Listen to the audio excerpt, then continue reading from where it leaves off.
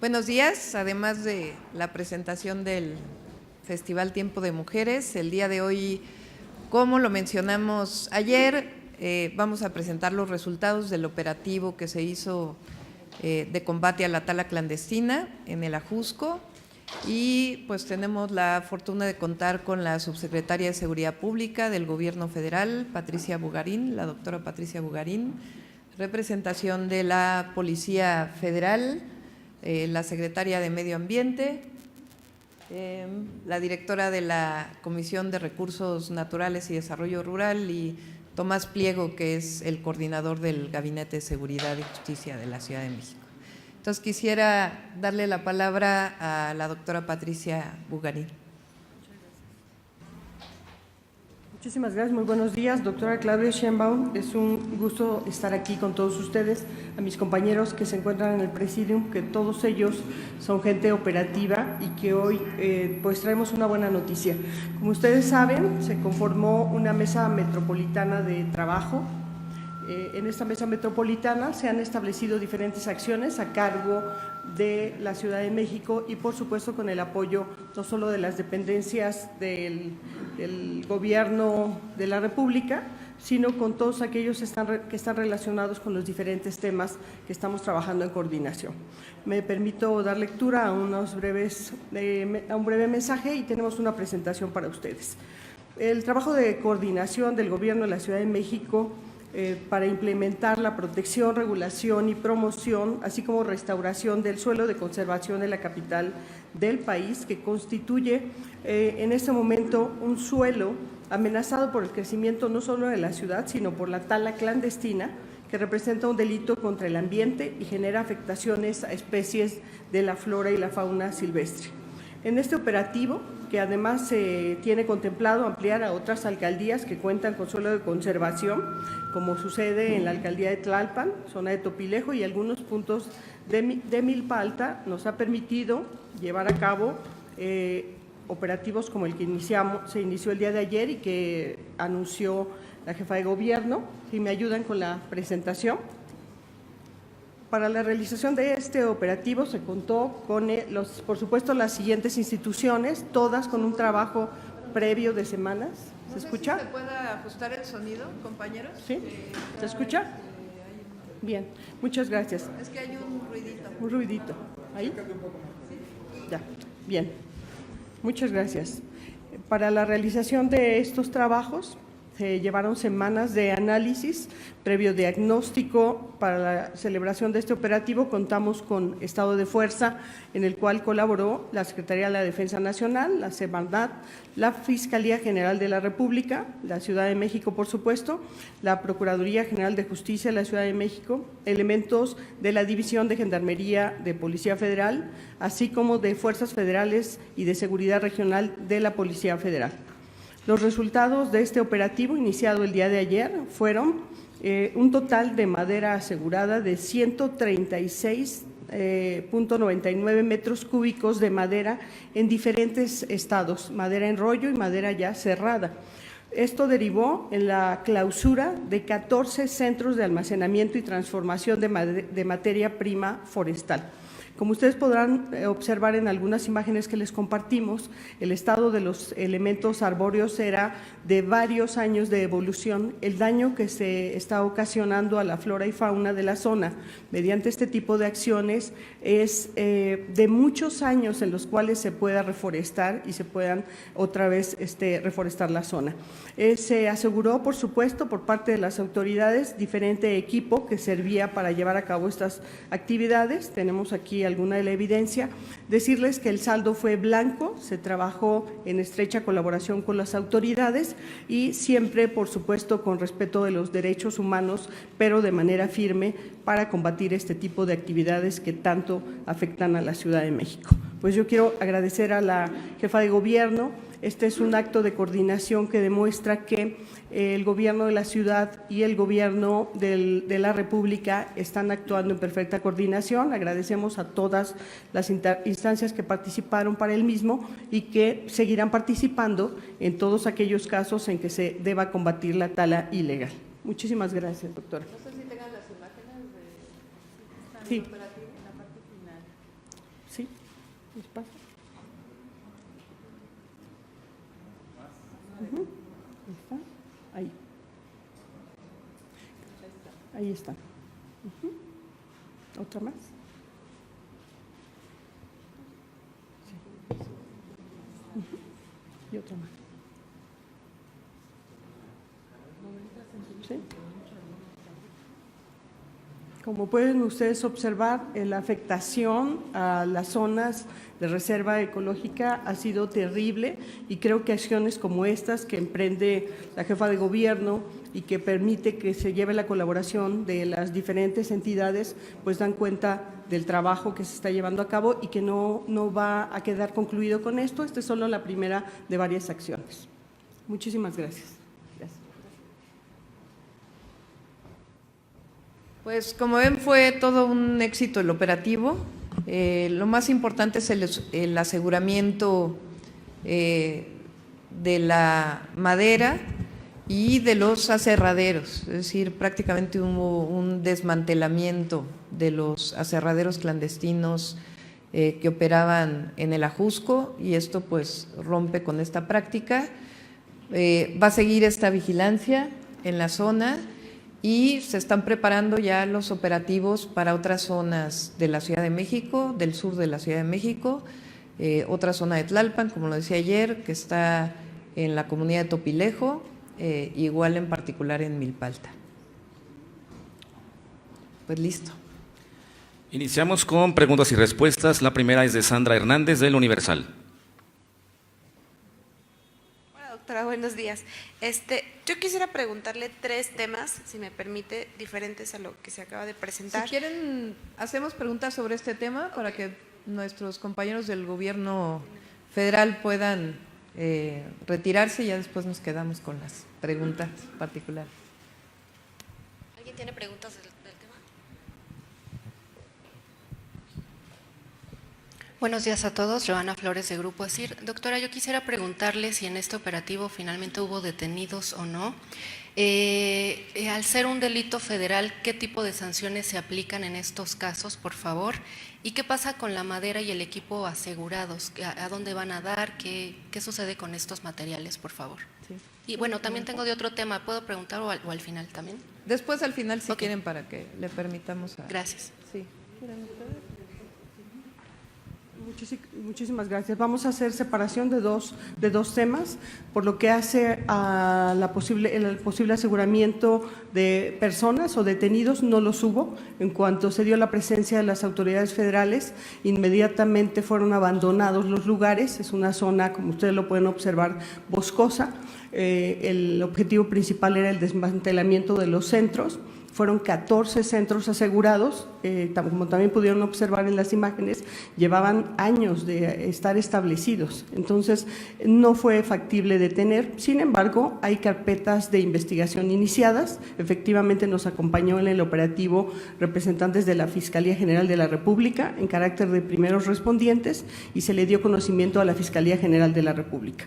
Por lo que hace al destino de los productos, por lo que hace al equipo, está a disposición del Ministerio Público Federal. El material madera tiene otro destino y yo pediría que ahí me apoyen mis compañeros de la materia. Muchas gracias. Buenos días. La madera y el equipo que se tiene quedó asegurado en la Comisión de Recursos Naturales, donde llevará el procedimiento de acuerdo a la materia. Perdón. Pero la madera es reutilizable después de que se cierre la investigación. Y normalmente el destino que se hace en estos casos, ya sea alguna reutilización en parques, jardines, etcétera, para bancas, etcétera, o su trituramiento, su trituración para poder ser utilizado también para recuperación de suelos o la utilización en parques y jardines de la Ciudad de México.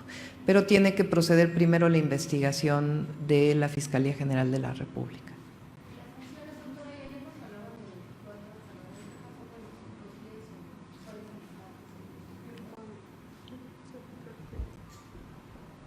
Perdone, uno comprobó tener permiso mediante Semarnat y en los otros casos estaban cerrados. Conforme al procedimiento de derechos humanos no podríamos ingresar y quedaron ahí, pero sí tienen investigación al momento y vamos a continuarla para un siguiente operativo. Sí. Las sanciones son diferentes dependiendo de la conducta y precisar que efectivamente se tiene contemplado hacer la revisión de 24 puntos.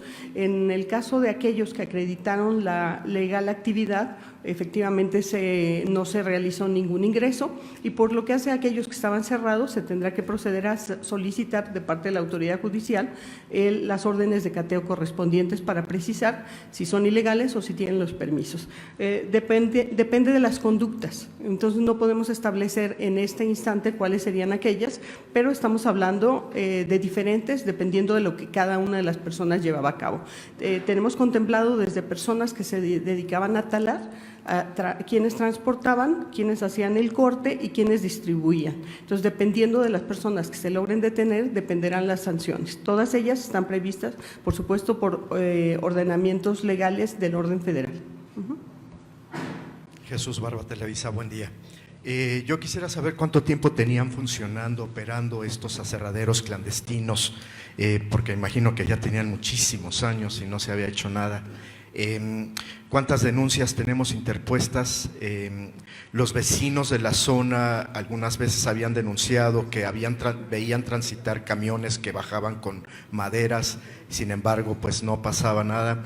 Y si nos pueden regalar un porcentaje de deforestación, si lo tenemos, y también cuál será el trabajo de reforestación en esta zona, si es que se está contemplado. Gracias. Es difícil establecer el número de años que llevaban, ¿no? En algunos casos ya había habido otras clausuras y no hay el seguimiento suficiente y abren nuevamente. Pero sí podemos decir que al menos unos 10, 15 años llevaban operando algunos de ellos en la zona. La afectación en hectáreas es, ¿cómo se hacen estos estudios? En general se hacen con imágenes de satélite. Lo que hay son estudios de la disminución de la masa forestal, digamos, en los últimos 6 años, y se está trabajando en este momento en la CORENA, Secretaría de Medio Ambiente, para saber las afectaciones con imágenes de satélite de hace 1 año, 2 años, 3 años a la fecha, ¿no? Entonces es difícil poder estimar en este momento el número de hectáreas que estaban impactadas por la tala clandestina, y el otro, ¿eran esos 2 nada más? Ah, sí. Los programas que tiene la Comisión de Recursos Naturales y Desarrollo Rural este año tienen que ver con la constitución de brigadas en los bosques de la Ciudad de México para distintas tareas. 1, combate a incendios forestales. 2, reforestación. La reforestación tiene un componente que es la producción de árboles, la colecta de semillas, su producción para poder entrar a la reforestación. Como mencionaba el día de ayer, hay un vivero forestal en la Comisión de Recursos Naturales y Desarrollo Rural, se llama ahora, en San Luis Tlaxaltemalco, en Xochimilco. Ese vivero forestal fue adquirido por un crédito japonés hacia finales de los 90, mediados y finales de los 90. En los últimos 6 años, ese vivero forestal prácticamente se abandonó. Es un vivero forestal muy tecnificado, en donde se selecciona semillas, de tal manera que el árbol que se siembra tiene una eficiencia muy alta para poder permanecer. Entonces, este año hay recursos para el vivero forestal y la colecta de semillas, y recursos para brigadas que contempla vigilancia, combate a incendios forestales, reforestación y la constitución de lo que se llama un programa de manejo de la zona, porque a veces hay que hacer saneamientos, no siempre el quitar árboles es malo, siempre y cuando, porque puede haber árboles plagados, etcétera. Entonces, el saneamiento del bosque es una parte fundamental, pero siempre y cuando se haga con base en un programa de manejo. Buenos días, Rafael Guadarrama de Canal 11.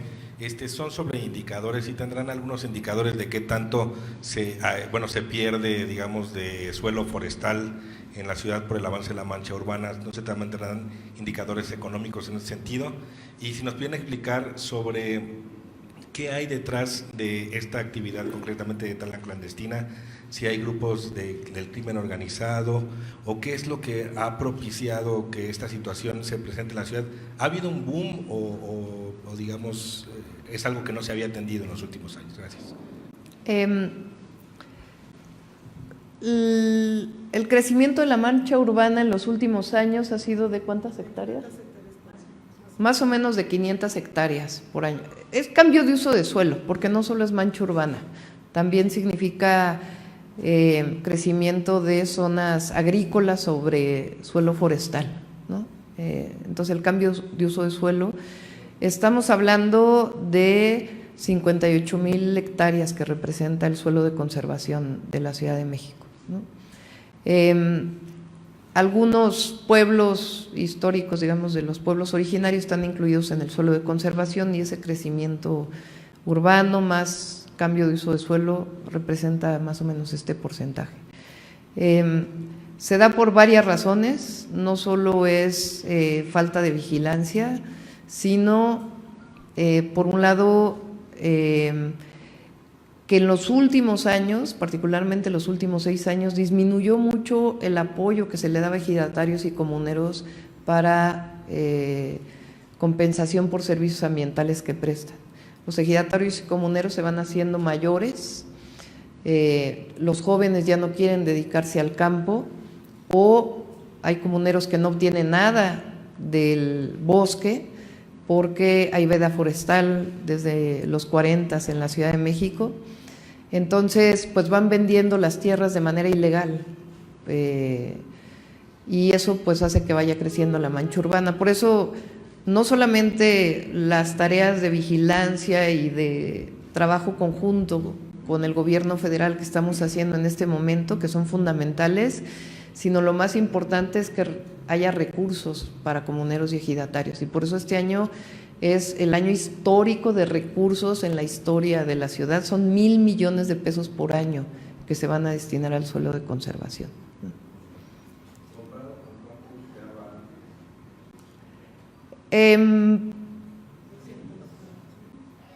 Varía mucho la época de acuerdo con el estudio, ¿no? Pero dependiendo de la zona, hay zonas que no ha habido tanto crecimiento y otras zonas que ha habido mayor crecimiento, pero era desde 250 hectáreas por año hasta 500 hectáreas por año. Es difícil establecerlo. Lo que ayer comentaba es que mucha de la tala clandestina viene del Estado de México o de Morelos, que han entrado a los bosques de la Ciudad de México. Pero otras cosas que han ocurrido es la falta de vigilancia, de legalidad en la zona. Y entonces, al no haber sanciones por esto, pues va creciendo y también ocurre que algunos comuneros ejidatarios, pues si no hay sanciones, comienzan a dedicarse a eso porque no tienen otros ingresos también, ¿no? Entonces, es difícil establecer si esto está vinculado con otros delitos, pero lo que sí ha habido pues es un incremento de la ilegalidad en la zona. ¿Sí? Muchas gracias. Gracias.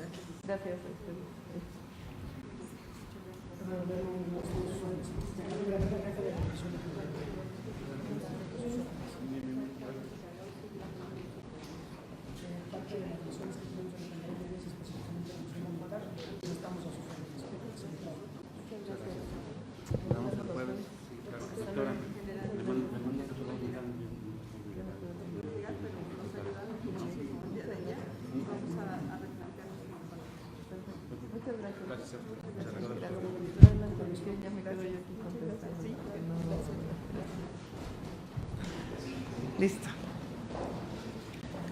Continuamos con Sandra Hernández del Universal. Listo, doctora. Quisiera preguntarle de 3 temas diferentes, no sé si le puedo ir haciendo una pregunta. Con respecto a la nota que publicamos en el tema de la Auditoría Superior de la Federación y las irregularidades que se mantuvieron durante 2017, preguntarles si su gobierno ya empezó con las denuncias en la Contraloría, qué acciones se van a tomar y si usted se compromete a hacer un gasto más eficiente en su gestión. De ese tema primero preguntarle, en otro tema sobre el amparo que dio el juez a la empresa Green. ¿Qué va a pasar, doctora? ¿Cuál es el siguiente tema para la ciudad? ¿Cuál es el siguiente paso más bien? Parece que sí van a seguir operando, pero ¿cuáles son las medidas que ustedes van a tomar al respecto? Y finalmente, doctora, ¿qué va a pasar? ¿El gobierno va a intervenir en la investigación sobre los videos que circulan de chicas que las graban en los sanitarios? Preguntarle cuál va a ser la acción en ese tema, doctora. Gracias. En efecto, se han estado recibiendo las observaciones de las auditorías que hizo la Auditoría Superior de la Federación en 2017. Y hay varias observaciones y evidentemente, pues, si no contestamos esas observaciones, pues ya contarían para la actual administración. Entonces, no vamos a solapar ninguna corrupción y todo lo que se ha encontrado asociado a ello, pues inclusive va a incrementarse, ¿no? Y de parte de la Auditoría Superior de la Federación, pues tienen que proceder hacia la parte que tendría que ver ya con las sanciones o su reporte a la Contraloría General para sancionar, o si es el caso, a la Procuraduría, ¿no? Si son sanciones penales. Y no solo nos comprometemos a hacer un gasto eficiente, sino a acabar con la corrupción. El día de hoy me reunía con el sistema de aguas, me reúno todos los días a las 9 de la mañana. Me reportaron nada más en el mes de enero un ahorro de 3 millones de pesos en la gasolina, sin contabilizar que en enero del año pasado costaba menos la gasolina de lo que cuesta ahora. Es decir, hoy cuesta cerca de 2.5 pesos más por litro de lo que costaba entonces. Y tan solo de utilizar eficientemente y evitar el uso de gasolina para vehículos privados, etcétera, etcétera, tan solo en enero de que llegó el doctor Rafael Carmona con su equipo administrativo ahorraron esto, ¿no? Y inclusive se espera que en febrero todavía sea mayor el ahorro, ¿no? Entonces, es un ejemplo, pues, de los ahorros que estamos generando en todas las áreas de gobierno, solo por una buena administración y una administración honesta de los recursos. En el caso de Green, no es que ya se haya acabado, hay una suspensión que les dé el juez para que sigan operando, y pues vamos a seguir en el litigio jurídico, ¿no? O sea, para nosotros no es un tema de ir contra una empresa o a otra, sino es importante que comiencen a cumplirse las normas en la Ciudad de México, ¿no? Que si se dijo, pues todos tienen derecho, pero tienen un tiempo y después lo presentan al otro día, y es muy común que finalmente el juez les otorgue para que sigan operando, pero vamos a seguir en el litigio por parte de la CEMOVI, ¿no? En el caso de los videos, hay un área de inteligencia cibernética que tiene la Procuraduría y la propia Secretaría de Seguridad. Desde que salió el tema bueno, que nosotros inclusive, porque nosotros fuimos quienes promovimos el tema de la denuncia frente al acoso en el transporte público, pero en otras zonas de la ciudad, pues esto ha provocado que mucha gente esté denunciando ahora que antes no denunciaba. Se han bajado varias páginas a solicitud de la Procuraduría o de la Secretaría en coordinación con la Procuraduría a Facebook y a otras redes sociales, ¿no? Y en el caso de lo que se presenta hoy, pues se va a investigar y de nuevo sería muy bueno que se presentaran las denuncias penales, pero habrá su investigación en la Procuraduría. Siguiente pregunta de Amayeli Morales, de Reforma. Buenos días. Ayer publicamos que durante la gestión de Mariana Boy en la SOGEMAT se dieron condiciones irregulares para el aprovechamiento de playas y riberas, de acuerdo con un reporte del mismo gobierno federal. ¿Qué me puede comentar de esto? ¿Va a impactar en caso de que Boy ocupe la PAOT? Bueno, pues ella tendrá que contestar a lo que sale hoy, ¿no? ¿Cuál es su versión? Y en todo caso, pues no sé si haya una revisión administrativa de esto, ¿no? Que en todo caso le daremos seguimiento, ¿no? La presentación en la terna en la Procuraduría Ambiental y del Ordenamiento Territorial, pues es con base en su currículum, ¿no? De lo que ella ha logrado, ha hecho, es una abogada ambiental y en particular en este caso, pues ella tiene que responder y no sé si haya una, porque fue en la Federación, si haya alguna revisión administrativa sobre esto. Siguiente pregunta de Alberto Cuenca, de Capital CDMX. Gracias, buenos días, doctora. Bueno, preguntarle, abundar sobre Green. ¿Quiénes son los dueños de esta empresa? ¿Nos lo puede decir? Porque pues parece que asumen una postura de reto a la autoridad y quiénes se asumen ellos que son pues para comportarse de esa manera. ¿Saben ustedes quién los está respaldando, si financiera o políticamente? Si me puede precisar ese dato. Hablaba de las páginas de Facebook, sin embargo, haciendo una revisión rápida, todavía hay varias de ellas arriba, sobre todo en Facebook, de estas páginas de Crush Metro. ¿Cuándo hicieron ustedes esta petición para que se bajaran? Si Facebook respondió, ¿qué les respondió? ¿Por qué unas sí se bajaron, otras no? O sea, ¿por qué fue como, pues, no fue equitativo retirar todas? ¿Y cuál es el argumento de la red social para hacerlo? Y por otra parte, si nos pudiera comentar sobre lo que pasó ayer con el campamento de los Triquis, porque pues en algunos videos que circularon en redes sociales sí se ve, incluso ustedes mencionaron en un comunicado de prensa que hubo dos lesionados, sin embargo corrigieron un dato de detenidos y comentaron que no hubo detenidos. ¿Quiénes eran los agresores, saben ustedes? Porque pues bueno, llama la atención de que a pesar de que hay mucha vigilancia en el centro, sobre todo en este perímetro del Zócalo, no hubiera al final detenidos. ¿Eran personal de vía pública de la alcaldía de Cuauhtémoc o quiénes eran? Muchas gracias. Sí, en el caso de Green, pues ya se harán las investigaciones correspondientes por parte de CEMOVI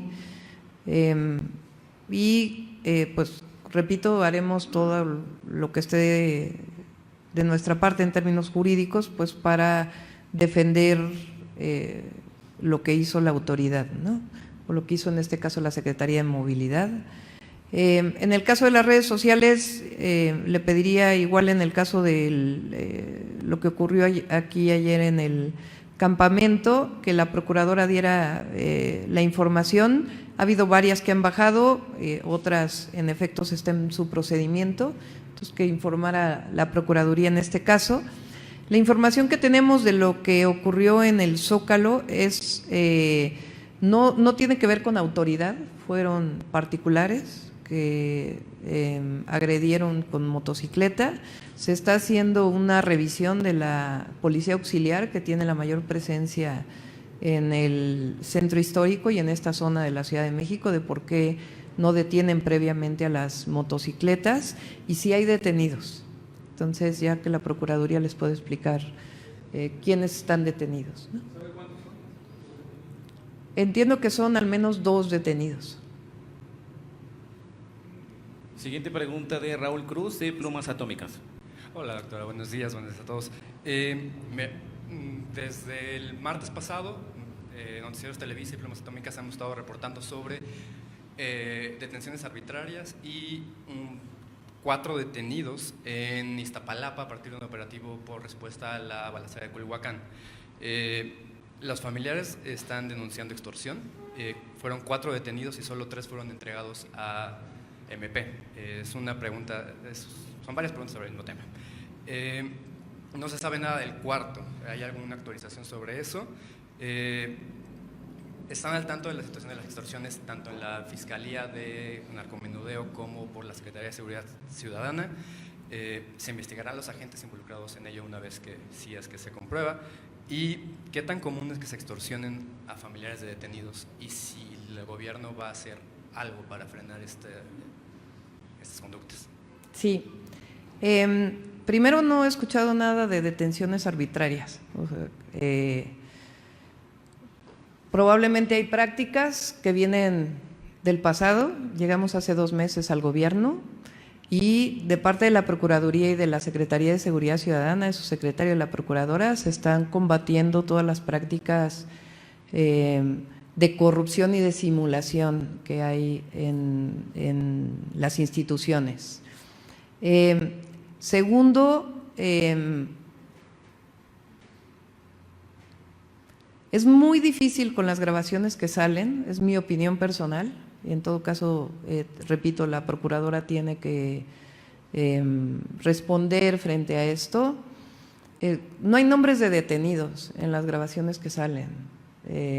Son voces que hablan de una presunta extorsión para no promover delitos. No es ni siquiera que se inventen delitos, sino más bien como un arreglo con alguien para que no se presenten delitos, ¿no? Pero en este caso pues no hay nombres específicos, no hay un nombre de un detenido, no hay… entonces tiene que hacerse una investigación, sería muy bueno que se entregaran estos audios, pues para saber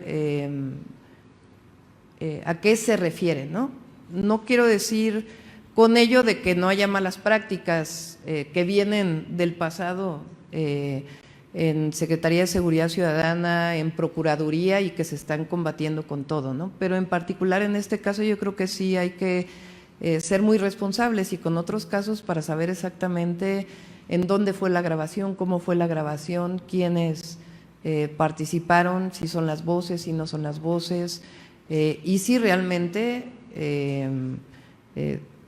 tuvo algo que ver con la detención de estas personas y el no hacerle los cargos que presuntamente aparecen en las grabaciones, ¿no? Última pregunta de Joana Flores, de Grupo ASIR.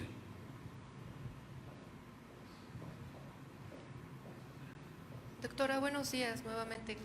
Es únicamente sobre el evento que fue aquí afuera. Preguntarle, hablaban de un presupuesto que no se había dado nunca a las mujeres para este tipo de actividades. ¿Cuánto es lo que están otorgando ustedes como gobierno para este festival? ¿Cuánto si se puede comparar con la pasada administración?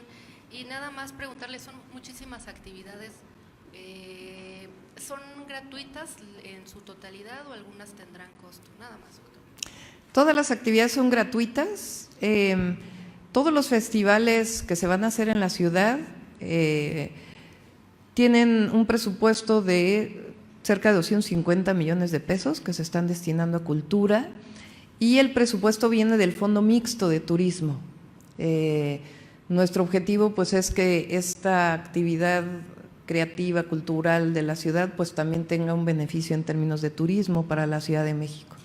Entonces antes en el Fondo Mixto de Turismo se utilizaba para pues muchísimos temas que no necesariamente tenían impacto y en este caso pues es un beneficio para los habitantes de la ciudad y buscamos que con esta reactivación cultural de la Ciudad de México tengamos mucho más visitantes a la ciudad, ¿no? En particular el tema del tiempo de mujeres, si se los pueden dar en un ratito para saber exactamente cuál es el presupuesto en particular de este festival. Los 12 festivales de este año rondarían en estos 250 Exactamente, millones. son festivales, ferias, son 12 principales, pero hay otros pequeños que se hacen alrededor y todo esto tiene un costo o una inversión, porque la cultura también es inversión, de 250 millones de pesos. Finalizamos con preguntas. Gracias a todos. Gracias a ustedes. Ahí vamos a inaugurar el Pilar de Iztacalco.